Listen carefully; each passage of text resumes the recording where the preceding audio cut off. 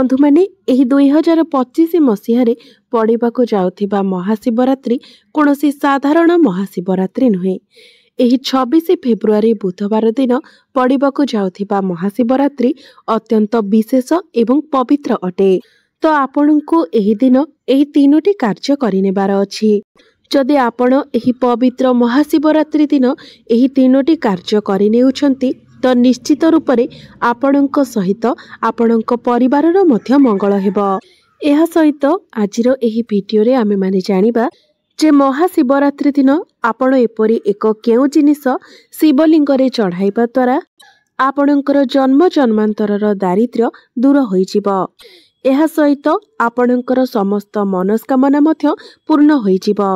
एहा सहित महाशिवरात्रि दिन आपण एही जिनिस मध्य निज घर को नहीं आसंतु एवं शिवलिंग उपरे एही जिनिस को आपण अर्पण करि दियंतु।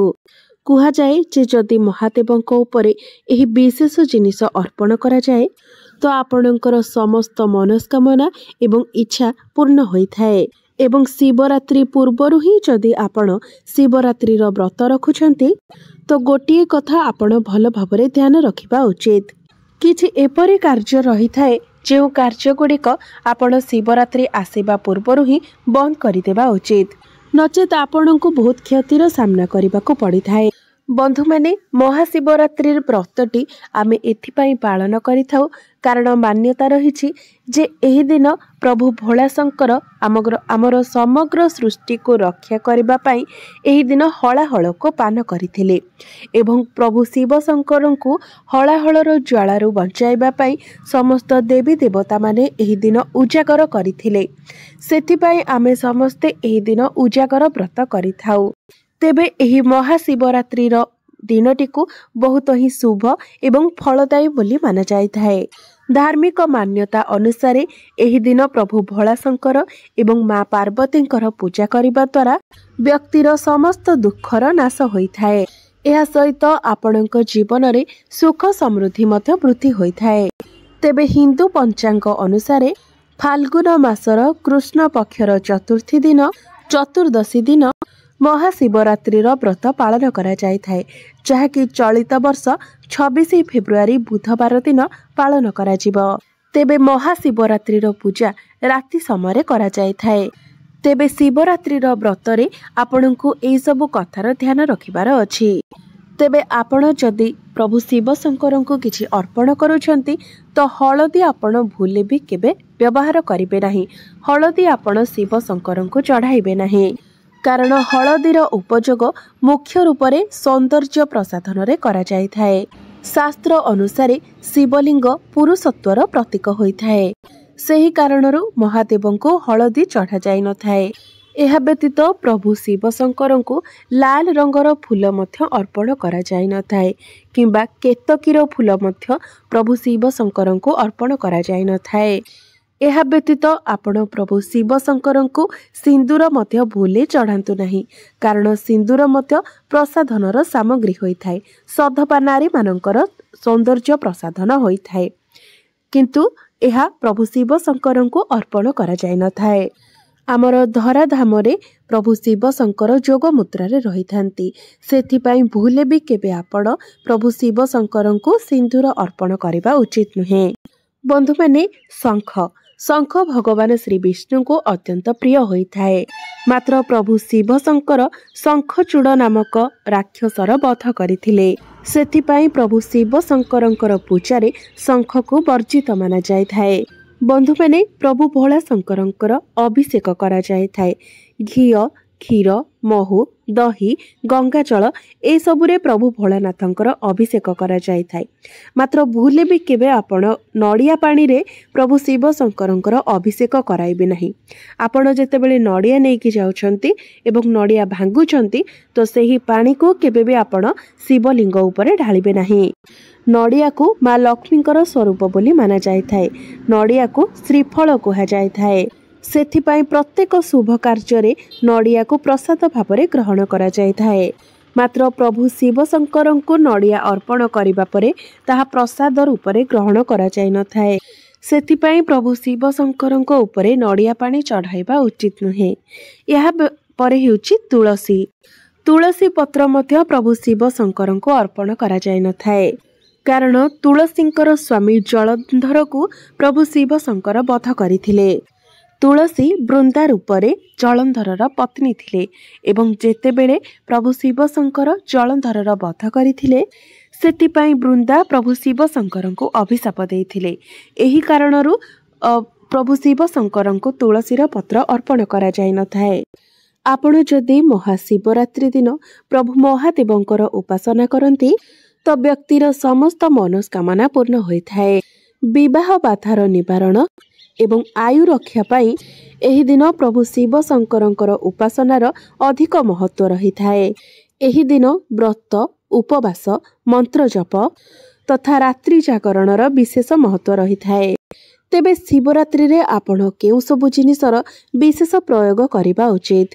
बंधु माने आपण माने समस्ते जानती प्रभु शिव शंकर को बेलपत्र बहुत अधिक प्रिय होइथाए एवं प्रभु शिव शंकर को बेलपत्र अर्पण करिबा द्वारा व्यक्तिर समस्त मनस्कामना पूर्ण होइथाए। तेबे आपण बेलपत्र अर्पण करिबा समय एही कथार ध्यान रखिबे जे बेलपत्र जेमिति चिरा किंबा फटा होई न थाए। संपूर्ण भल बेलपत्र आपण प्रभु शिव शंकर को अर्पण करिबे एवं जे बेलपत्र आपण अर्पण करूछंती डेम्फ सहित केबे भी अर्पण करिबे नाही। डेम्फ को छिंडाई देबे, पानी रे भल भाबरे ताकू धोई नेबे एवं जेतेबेले आपण शिवलिंग रे बेलपत्र चढ़ाउछंती तो बेलपत्र को सर्वदा ओलटा करी चढ़ाइबे एवं जदि आपण पारिबे तो आपण जेतिटी बेलपत्र प्रभु शिव शंकर को अर्पण करूछंती प्रत्येकटी बेलपत्र उपरे आपण चंदन एवं केसर रे ओम श्रीराम लिखि सही बेलपत्र को आपण शिवलिंग रे चढ़ाइबे। एपरि करिबा द्वारा आपणकर मनस्कामना खूब शीघ्र पूर्ण होइथाए। एह सहित आपण महाशिवरात्रि दिन प्रभु शिव शंकर को जलाभिषेक मध्य करिपारिबे। शिवरात्रि दिन उजागर आपणको अधिक फलदायी होइथाए। जदि आपणक जीवन रे आर्थिक समस्या लागि रहिछि, आपण धन जनित समस्यार सामना करूछंती एवं निजर रोजगार को आपण वृद्धि करबा को चाहुछंती किंबा जेते रोजगार कले मध्य ताहा आपणकर कोनोसी ना कोनोसी बाटरे खर्च होई जाउछि, तेबे एभली किछि समस्या जदि आपण भोग करूछंती तो एही पवित्र महाशिवरात्रि दिन आपण गोटे छोटिया उपाय निश्चित भावरे करिनियंतु जहाँकि मु आपणको आजिर एही वीडियो रे कहिबाको जाउछि। तो बंधु माने आपण माने एही 5टी दीपर उपाय पवित्र महाशिवरात्रि दिन निश्चित भावरे करिनियंतु। एही उपायटी अत्यंत ही चमत्कारी उपाय अटे। तेबे बंधु माने वीडियोटी रे आगो को बढ़िबा पूर्वरु आपण माने वीडियोटी को लाइक करी चैनल टी को सब्सक्राइब करी दियंतु एवं भक्ति एवं श्रद्धार सहित कमेंट बॉक्स रे ओम नमः शिवाय निश्चय लिखंतु। तो बंधु माने आपण माने एही पवित्र महाशिवरात्रि दिन घरर एही स्थान रे एही 5टी दीप को निश्चय जलाई दियंतु। वर्ष सारा आपणक जीवन रे धनर अभाव हेबो नाही, अनेक स्रोतरु आपणको रोजगार हेबो। तो बंधु माने चलित वर्ष महाशिवरात्रि 26 फेब्रुआरी 2025 बुधवार दिन पड़िबाको जाउछि। तेबे एही दिन अनेक शुभ संजोगर निर्माण हेउछि। बंधु माने महाशिवरात्रि रो दिनटी प्रभु महादेवंकर अत्यंत प्रिय अटे। एही दिनटी प्रभु भोला शंकर को प्रसन्न करिबा पई सर्वोत्तम बोली माना जाय थाए। तो बंधु माने महाशिवरात्रि दिन आपण किछि करंतु किंबा न करंतु किंतु एही स्थान रे आपण 5टी दीप निश्चय जलाई दियंतु। बंधु माने प्रत्येक ओषा व्रत अनुष्ठान पूजा पाठ जेते सबु भी आमे करू अच्छे प्रत्येक थिरे दीपर महत्व अधिक रही अछि।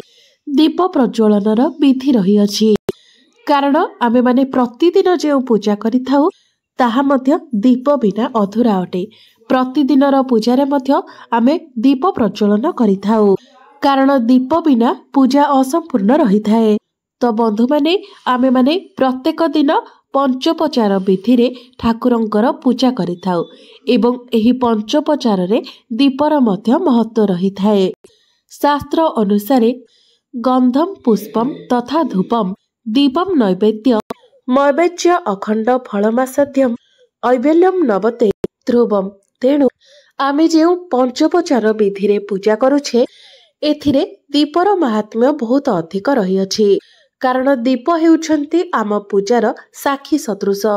आमे जो पूजा करुछे व्रत करुछे ओषा करुछे दीप हेउची से सबुर साक्षी स्वरूप। दीप हेउछंती प्रकाशर स्वरूप। ईश्वरंकर सत्ता को अनुभव करिबा पई आमे माने दीप प्रज्वलन करिथाउ।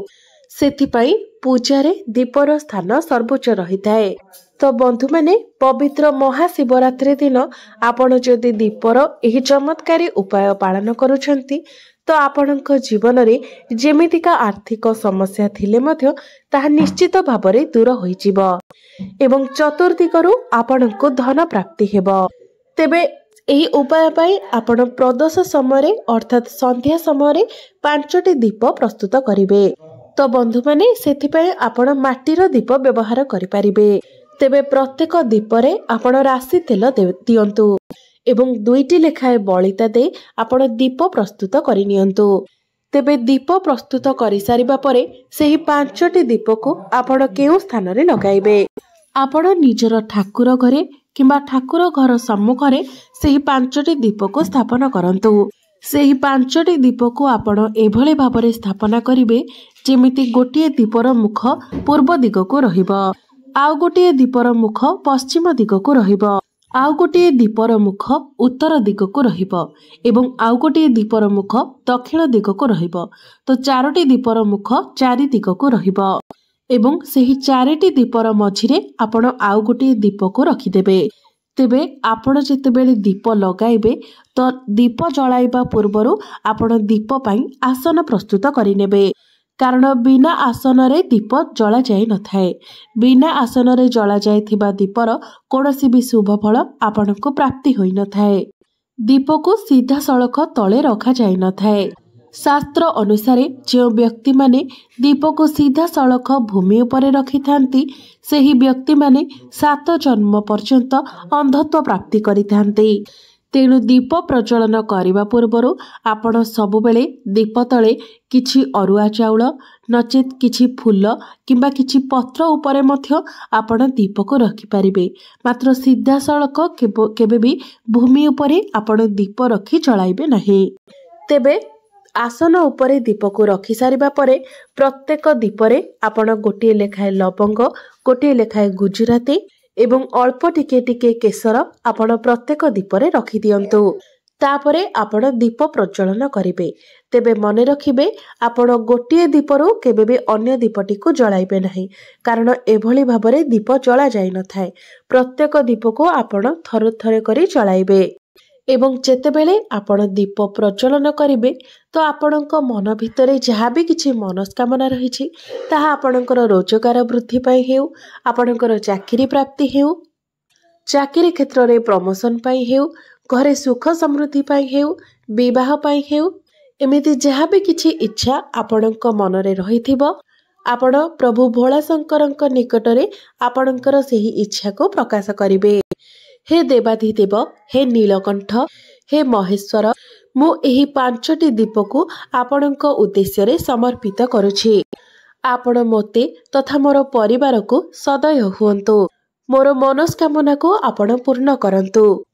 तापरे आपण प्रणाम करिवे। तेबे आपणकर जदि सामर्थ्य रहिछि एवं समय रहिछि तेबे आउ 2टी जगारे मध्य आपण एही भली 5टी दीप प्रज्वलन करिवे। आपण जदि कोनोसी शिव मंदिर रे शिवरात्रि दिन राति रे एही भली 5टी दीप विधिवत भाବରେ जलाई पूजा करिवे तो आपणको महादेवंकर अशेष कृपा प्राप्ति हेबो। एहा सहित जदि आपण ओस्त गछ मूलरे मध्य एही भली 5टी दीप प्रज्वलन करिवे तेबे मध्य आपणको अनेक पुण्य फलर प्राप्ति हेबो। एहा सहित आपण जे मनस्कामना नै दीप प्रज्वलन करुथिबे ताहा खूब शीघ्र मध्य पूर्ण होई जिवो। तो आपण चेष्टा करंतु एही 3टी स्थान रे महाशिवरात्रि दिन दीप प्रज्वलन करिबा पाई। गोटे हेउची आपणकर ठाकुर घर किंबा ठाकुर घर सामने रे, आउ गोटे हेउची शिव मंदिर रे एवं आउ गोटे हेउची ओस्त गछ मूल रे। जदि आपण महाशिवरात्रि दिन एही 3टी स्थान रे 5-5टी लेखाए दीप जलांती आपणकर जेमितिका आर्थिक समस्या रही थाउ ତାହା ନିଶ୍ଚିତ ଭାବରେ ଖୁବ୍ କମ୍ ସମୟରେ ଦୂର ହୋଇପାରିବ। ତ ନିଶ୍ଚିତ ଭାବରେ ଆପଣ ଏହି ସହଜ ଉପାୟଟିକୁ ମହାଶିବରାତ୍ରି ଦିନ କରିନିଅନ୍ତୁ। ବନ୍ଧୁମାନେ, ଉପାୟଟି ଅତ୍ୟନ୍ତ ସହଜ, ମାତ୍ର ଅତ୍ୟନ୍ତ ଚମତ୍କାରୀ ଏବଂ ପ୍ରଭାବଶାଳୀ ମଧ୍ୟ। ଯଦି ଏହି ସହଜ ଏବଂ ସରଳ ଉପାୟଟିକୁ ଆପଣ ମହାଶିବରାତ୍ରି ଦିନ କରିନେଉଛନ୍ତି, ତ ନିଶ୍ଚିତ ଭାବରେ ପ୍ରଭୁ ଭୋଳାଶଙ୍କର ଆପଣଙ୍କର ସମସ୍ତ ମନସ୍କାମନାକୁ ନିଶ୍ଚିତ ଭାବରେ ପୂର୍ଣ୍ଣ କରିବେ। ତେବେ ବନ୍ଧୁମାନେ, ବର୍ଷରେ ଏଭଳି ଗୋଟିଏ ଦିନ ଆସିଥାଏ ଯେଉଁଦିନ ଆମକୁ ସୁଯୋଗ ମିଳିଥାଏ ପ୍ରଭୁ ଭୋଳାଶଙ୍କରଙ୍କୁ ପ୍ରସନ୍ନ କରିବା ପାଇଁ। ତେଣୁ ଏହି ଦିନ ଆପଣ ଏହି ଉପାୟଟିକୁ ନିଶ୍ଚିତ ଭାବରେ ପାଳନ କରନ୍ତୁ। ତେବେ ଯେତେବେଳେ ଆପଣ ଏହି ଉପାୟଟିକୁ ପାଳନ କରିବେ, ତ ମନରେ ଆପଣ ଭକ୍ତି ଏବଂ ସମ୍ପୂର୍ଣ୍ଣ ବିଶ୍ୱାସ ରଖି ଶ୍ରଦ୍ଧା ରଖି ଉପାୟଟିକୁ ପାଳନ କରିବା ଉଚିତ। କାରଣ ବିନା ବିଶ୍ୱାସରେ ବିନା ଶ୍ରଦ୍ଧାରେ କୌଣସି ବି ଉପାୟ ଫଳଦାୟୀ ହୋଇନଥାଏ। ତେଣୁ ଆପଣ ନିଜ ମନରେ ଈଶ୍ୱରଙ୍କ ପ୍ରତି ଭକ୍ତି ରଖି ସମ୍ପୂର୍ଣ୍ଣ ଭାବରେ ବିଶ୍ୱାସ ରଖି ଉପାୟଟିକୁ ପାଳନ କରିବା ଉଚିତ। ତେବେ ଯାଇ ଏହି ଉପାୟ ଆପଣଙ୍କୁ ଫଳ ପ୍ରଦାନ କରିବ। କାରଣ ଆପଣମାନେ ସମସ୍ତେ ଜାଣନ୍ତି ବିଶ୍ୱାସର କେତେ ଅଧିକ ଶକ୍ତି ରହିଥାଏ। ବିଶ୍ୱାସେ ମିଳଇ ହରି ତର୍କେ ବହୁ ଦୂର। ତ ପ୍ରତ୍ୟେକ ଜିନିଷରେ ବିଶ୍ୱାସର ବହୁତ ଅଧିକ ମହତ୍ତ୍ୱ ରହିଥାଏ। ଭକ୍ତି ଏବଂ ଶ୍ରଦ୍ଧାର ବହୁତ ଅଧିକ ମହତ୍ତ୍ୱ ରହିଥାଏ।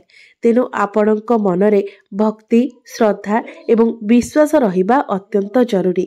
ତେବେ ଯାଇ ଆପଣଙ୍କ ଦ୍ୱାରା କରାଯାଉଥିବା ପ୍ରତ୍ୟେକ ଉପାୟ ଫଳଦାୟୀ ହୋଇଥାଏ। ତ ବନ୍ଧୁମାନେ, ମୋର ଏହି ଭିଡ଼ିଓଟି ଯଦି ଆପଣମାନଙ୍କୁ ଭଲ ଲାଗିଥାଏ, ତେବେ ଭିଡ଼ିଓଟିକୁ ଲାଇକ୍ କରି ଚ୍ୟାନେଲଟିକୁ ସବସ୍କ୍ରାଇବ୍ କରିଦେବେ ଏବଂ କମେଣ୍ଟ ବକ୍ସରେ ଭକ୍ତି ଏବଂ ଶ୍ରଦ୍ଧାର ସହିତ ଓମ୍ ନମଃ ଶିବାୟ, ହର ହର ମହାଦେବ ନିଶ୍ଚୟ ଲେଖିବେ।